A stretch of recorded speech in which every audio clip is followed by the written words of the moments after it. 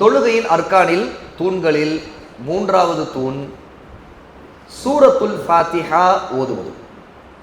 அல்ஹம்துலில்லாஹி ரப்பில் ஆலமீன் என்று ஆரம்பிக்கின்ற சூரா அல் ஃபாத்திஹாவை ஓத வேண்டும். ரசூலுல்லாஹி ஸல்லல்லாஹு அலைஹி வஸல்லம் சொன்னாங்க, லா ஸலாத லிமன் லம் யக்ரா பி ஃபாத்திஹத்தில் கிதாப்.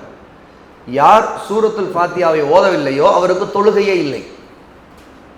அப்போ இந்த ஹதீஸ் உபாதா இப்னு ஸாமித் ரலியல்லாஹு அன்ஹு அறிவிக்கிறாங்க. புகாரில 756வது ஹதீஸ், இன்னும் முஸ்லீம்லையும் 394வது செய்தியாக இடம்பெறுது. நிறைய ஹதீஸ் கிதாபுல எடுக்கக்கூடிய செய்தி.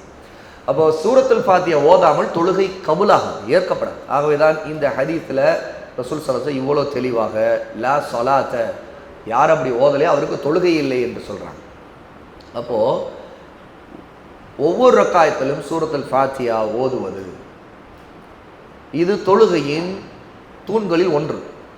நபி ஸல்லல்லாஹு அலைஹி வஸல்லம் ஒவ்வொரு ரக்காயத்திலும் சூரத்துல் ஃபாத்திஹாவை ஓதி இருக்கிறாங்க. இப்படித்தான் ஓதன்னு சொல்லி இருக்கிறாங்க.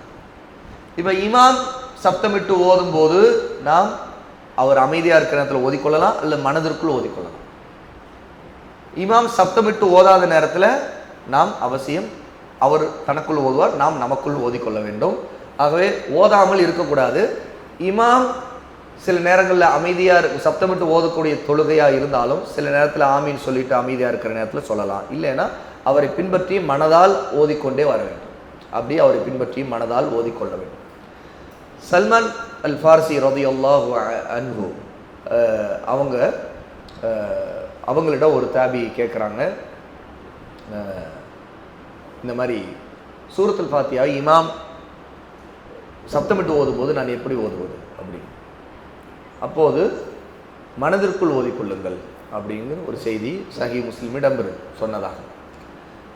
இது மூன்றாவது தூண்.